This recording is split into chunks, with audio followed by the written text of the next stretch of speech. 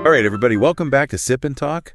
I'm your host. And I'm your resident expert. And we are diving deep today into, well, it's a bit of a head-scratcher.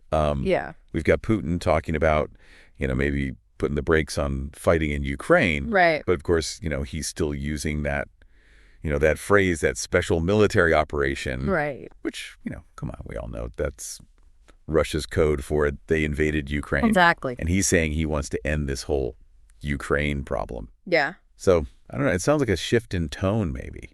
It does kind of make you raise an eyebrow a little bit, doesn't it? Yeah, is it for real, though? Is he serious? Right. Well, and the backdrop to all of this, you've got these reports swirling around about possible talks, between Putin and the U.S. Oh, really? Maybe even a ceasefire, on the table. Wow. And then on top of that, you've got this constant message coming out of Russia, right? This idea that they're somehow the victim in all of this. Right. They're the ones who got wrong somehow. Yeah, exactly. Yeah. So for everyone listening, that's what we're going to try to unpack today. Yeah. What did Putin actually say?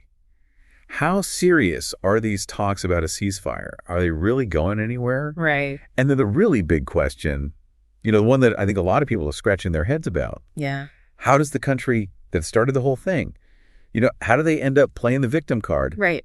And then point the finger at Ukraine? It is a real head scratcher. And it's, there are a lot of pieces to this puzzle. And I think if we really want to understand what's going on, and maybe what might happen next, we've got to try to understand Russia's narrative, right? Right. Even if it seems, completely twisted to a lot of people. Yeah, for sure. That's their reality. All right, well, let's start with the basics. Talk about a ceasefire and what Putin's actually saying. Okay.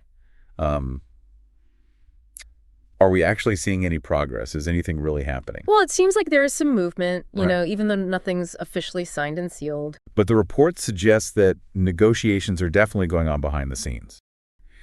And apparently, the U.S. and Ukraine have both agreed to this 30-day ceasefire that the U.S. originally proposed. And Russia's initial response has been, described as positive. So that's something. 30 days. I mean, that's something, right? At least it's a pause. Yeah, it's a start. But I'm sure there's a but coming. Of course there's a but. What's Putin saying he needs to see before he actually agrees to this thing? Okay, so he's saying he supports the idea in general, but he's laid out a whole bunch of conditions. Okay. First of all, he says any ceasefire has to actually lead to a real lasting peace. Right. Not just a timeout, from the fighting. Okay.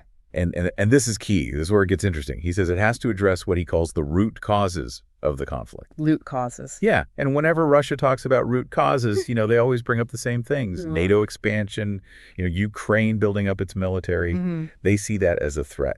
But of course, that kind of ignores Ukraine's right to choose its own allies, right? Yeah, exactly. They're a sovereign country. They should be able to decide who they partner with. Exactly. And that's something that Russia's narrative often overlooks. Right. So what else is on Putin's must-have list for this ceasefire? Well, he's also really insistent on having ways to monitor any violations, Okay. making sure everyone's actually sticking to the agreement. So trust issues, basically. Huge trust issues.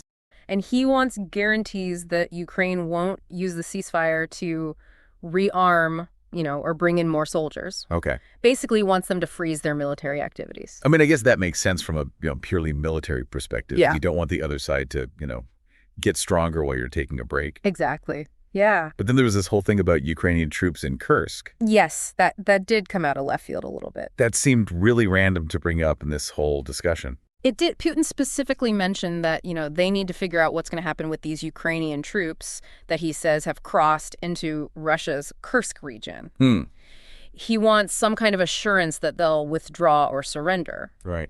Which just throws a wrench into the whole thing. It's like he's bringing up this very specific tactical issue. Yeah. In the middle of these high-level talks about a ceasefire for the whole country. Yeah, it's a strange one. It makes you wonder, is it really that important to him, or is it some kind of, negotiating tactic? Right. Like a way to show that he's, calling the shots. Or distract from other issues, maybe. Yeah, exactly. What else did he have to say? Well, he made it very clear that he won't accept any NATO peacekeepers, monitoring the ceasefire. That's a hard no from Russia. Okay. Instead, he's talking about maybe setting up some kind of security zone. Oh, a buffer zone. Yeah, along the border between Russia and Ukraine. I mean, historically, those haven't always worked out so well, have they? No, not really. They often become like flashpoints, you know? Instead of actually keeping the peace. So a buffer zone, I mean, that's a big deal, right? That's about who controls what territory. Absolutely. And I think it says a lot about how anxious Russia still is about security, you know, this need to create this physical separation. And didn't he also say something about Trump? He did. He actually thanks Donald Trump, you know, for his past efforts to try and find a solution in Ukraine. Oh, wow. So he's name dropping. Yeah, it makes you wonder if he's trying to, you know, signal that he prefers dealing with certain international players. Yeah, maybe trying to play some angles there. Possibly. Interesting. Okay, so what about Ukraine? Do they even want a ceasefire at this point? Well, Putin actually said that Ukraine should be the one asking the Americans for a ceasefire. Really? Given the situation on the ground as he sees it. He painted this picture of Ukrainian forces, you know, being in a really bad spot. And you went into some detail about that, right? About this situation in Kursk. He did. He said that the situation in Kursk is totally under Russian control. And that those Ukrainian troops that supposedly crossed the border are completely cut off. And they basically have two choices, surrender or die.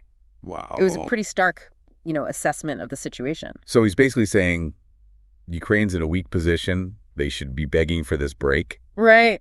But then he also seems kind of hesitant about this 30-day thing himself. Yeah, he's got his own doubts about it. He said that he's worried that a 30-day ceasefire would just give Ukraine time to get more weapons, you know, from the West and bring in more troops.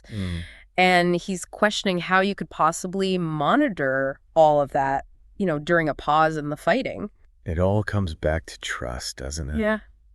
Or the lack of it. He also mentioned how huge this area is, right? He did. He talked about how difficult it would be to monitor and verify, you know, any violations along this front line that's almost 2,000 kilometers long. That's a massive area to try and keep an eye on. It is a logistical nightmare. So he's not saying no to a ceasefire outright. Right. But he's definitely throwing up a lot of roadblocks. He is, yeah, and it sounds like the conversations are going to keep going. So he's leaving the door open. He specifically said that he wants to keep talking about this with his American colleagues. Okay. And even potentially with Trump directly. The plot thickens. It does. Okay. Well, that gives us, you know, a sense of where things stand with this ceasefire idea. Right. Now, let's talk about the part that I think a lot of people find really hard to wrap their heads around. Okay.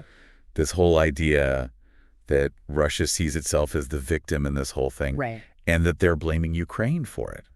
Yeah. I mean, to most people looking at this, it seems totally backwards. It does to a lot of the world, yeah. So how do we even begin to understand that? I think to understand that we have to look at a bunch of different things, you know? We have to look at the historical narratives that Russia has, how they see their own history. Right. We have to look at the strategic calculations, you know, what are they trying to achieve? Okay. And we have to look at the propaganda that's being used inside Russia. It's a really complex mix of all of those things. So let's start with the history then. What are the historical events or ideas that are feeding into this victim narrative? Well, a big part of it goes all the way back to the collapse of the Soviet Union in 1991. Okay. I mean, Putin himself has called that the greatest geopolitical disaster of the 20th century. Wow. And for a lot of Russians, that was a huge loss. Yeah. You know, they lost territory, they lost influence on the world stage. Yeah. They lost this sense of, you know, being a superpower. And they blame the West for that. They do. They often blame the West, particularly the U.S., for weakening the Soviet Union and causing its downfall. And then you have Ukraine, right, which was a really important part of the Soviet Empire. Right. And when Ukraine started moving towards the West, you know, after the Soviet Union collapsed, Yeah. a lot of Russians saw that as another loss, you know, another blow to their historical standing. So it's like this wound that never quite healed. Exactly. And then Ukraine turning towards the West is like reopening that wound. Yeah, it's like pouring salt on it. Yeah. Ouch. And then you have the whole World War II narrative, you know, which is still so powerful in Russia. Right. This idea of Russia as the hero who defeated fascism. And that leads to this view of outside forces, you know, especially NATO, as these potential threats. Yeah. Kind of echoing that historical struggle against the Nazis. So when Ukraine talks about joining NATO, Right. Russia sees that as... They frame it as almost like a Nazi restoration. You know, Right. They tap into this deep-seated fear of being threatened from the West. That's a really powerful comparison to make. It is, and it really resonates with a lot of Russians. And what about the relationship between Russia and Ukraine? I mean, they used to talk about being like brothers, right? Exactly. For centuries, there's been this idea of Ukraine and Russia as brotherly nations, with shared culture and history. And then after 2014, when Ukraine started moving closer to Europe, right, and rejecting Russia's, attempts to pull them back into their sphere of influence, like that whole Eurasian Economic Union thing, right, that was seen as a betrayal in Moscow. Yeah, it was a huge blow. It's like a family feud. Yeah, but on this massive geopolitical scale. So you've got this historical sense of loss and betrayal. Right. And then they use that to justify the invasion. Yeah. They say, look, we're not the aggressors here. We're just defending ourselves. Right. We're just protecting our interests. Exactly. We're responding to a threat. Okay. So that's the historical context. Okay. But there's got to be more to it than that, right? There's the psychological dimension to it, too. Yeah. I mean, it takes some serious mental gymnastics to invade another country. Yeah. And then turn around and say, well, actually, we're the victims here. It does. And I think what we're seeing is this kind of strange mix of a victim mentality and a strongman image. Okay. That's interesting. So on the one hand, playing the victim, that's a really effective way for them to justify their actions to their own people. Mm-hmm. They say, look, we're constantly under attack from the West. NATO expansion sanctions, all of that. Exactly. And so they say that the invasion was a necessary step to protect themselves. So we had to strike first. Right. We had no choice. Exactly. But at the same time, Russia also wants to be seen as a powerful country. Right? Yeah, they want to project this image of strength and influence. And that doesn't really fit with being the victim, does it? It doesn't, and so they kind of do this balancing act. Okay. They blame Ukraine for provoking them. They talk about these so-called de-Russification policies. So they're trying to have it both ways. Yeah, they want to say we were forced into this, but we're also strong enough to fight back. And what about this whole thing about calling it a special military operation? Right. Why not just call it a war? Well, I think that's where you get into this idea of cognitive dissonance. Okay, explain that. So it's this psychological discomfort that people feel when they have beliefs or actions that contradict each other. And I think in this case, the Russian leadership is trying to reconcile the fact that they launched this full-scale invasion with this need to still maintain some kind of moral high ground. Okay. At least in the eyes of their own people. So by not calling it a war, right, they can kind of downplay the seriousness of it? Exactly. They can make it seem less aggressive. And they can focus on these external threats. Right. To kind of distract from their own actions. Exactly. So it's a very calculated way of managing how people perceive this whole thing. It is, yeah. It's like they're trying to control the narrative. They are. Okay, so we've talked about the history. We've talked about the psychology. Right. Now let's talk about the strategy. How does this victim narrative actually help Russia achieve its goals? Well, it's really useful for justifying their strategic intentions. Okay. Take NATO expansion, for example. Russia sees NATO getting closer to their borders, especially Ukraine potentially joining NATO. Right. They see that as a direct threat to their security. Okay. So they portray the invasion as this preemptive strike, Right, to stop NATO from getting any closer. Exactly. They say we had to act now to prevent a bigger threat later on. So they're trying to frame this as a defensive move. Yeah, they're saying we're just protecting our interests. And it also helps them distract from problems at home, doesn't it? It does. The Putin government has been facing some challenges, stagnant economy, accusations of corruption, and some public discontent. So it's easier to point the finger outwards. It is. And so by constantly focusing on these external enemies... Ukraine, the West. Right. They can rally support at home and take the heat off themselves. Yeah, they create the siege mentality, this idea that Russia is under attack from all sides. Right, us against them. Exactly. Classic distraction tactic. It is a tried and true method. And what about Ukraine itself? How does this victim narrative play into Russia's goals there? Well, by constantly labeling the Ukrainian government as neo-Nazis or puppets of the West, they're trying to undermine its legitimacy, Okay. Both domestically and internationally. So they're trying to make it seem like the Ukrainian government doesn't represent the people. Exactly. And that allows them to frame the invasion as this act of liberation. Wow. They're saying, we're not attacking Ukraine, we're saving the Ukrainian people. It's a total reversal of reality. It is. And we can't talk about this without talking about propaganda. No, the propaganda machine is a huge part of this. How does it work? I mean, how do they actually spread this victim narrative? Well, domestically, they control the media really tightly. Major outlets like RT and Channel 1. Right. They constantly push this message of Western hostility towards Russia. And they portray Ukraine's moves towards Europe and NATO as part of this, big anti-Russian plot. And they filter information, right? They do. And dissenting voices are silenced, so the average Russian is only getting one side of the story. So they're basically living in an information bubble. Yeah, pretty much. And then they also manipulate history, and appeal to nationalist sentiments. Putin talks a lot about the Russian world, this idea that Russia has a duty to protect Russian speakers in other countries. Okay. And so they use this to justify intervening in places like Ukraine. So they're creating this alternative reality? They are. Where Russia's always the good guy? Right. And everyone else is out to get him? Exactly. And how do they try to sell this narrative internationally? Well, they often point to what they see as double standards by the West. They'll bring up things like the Iraq War and say, look, you did this, so why can't we do this? Whataboutism. Exactly. They're trying to deflect criticism and create this false sense of moral equivalence. So why focus so much on blaming Ukraine specifically? Well, I think a big part of it is because Ukraine chose to move towards the West. Their turn towards Europe and NATO after 2014. That was seen as a direct challenge to Russia. Okay. Like they were crossing a red line. And then there's the Donbas conflict, right? Right. They constantly talk about how Ukraine is oppressing Russian speakers in the Donbas. And they use that to justify the invasion. They do, even though Russia itself was supporting the separatists in the Donbas. Right. They were the ones who started that whole thing. Exactly. And then they really play up these so-called de-Russification policies in Ukraine. Like the language laws. Right. They make it sound like Ukraine is trying to wipe out Russian culture and language. Which isn't really true, is it? No, it's a huge exaggeration. So by portraying Ukraine as the aggressor, right, they can shift the blame away from themselves. Exactly. And reduce international pressure. It's a very convenient narrative for them. It is, even if it doesn't hold up to scrutiny. Exactly. You mentioned this term earlier, offensive defense. Yeah.